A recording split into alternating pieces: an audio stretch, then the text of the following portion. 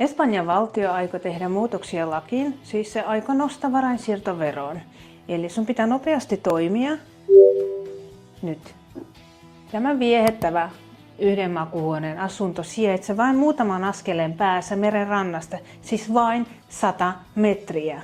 Asunnossa yksi tilava olohuone, yksi makuuhuone, johon mahtuu 2 hengen sänky, aika siisti kylpyhuone ja varustettu ja söpö keittiö.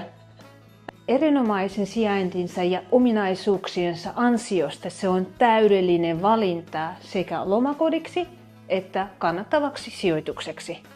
Asunnon pinta-ala 50 neliöitä, mutta kokonaispinta-ala on 65 neliöitä. Kuten huomaatte, tässä aivan mahtava ja suuri terassi, katettu terassi.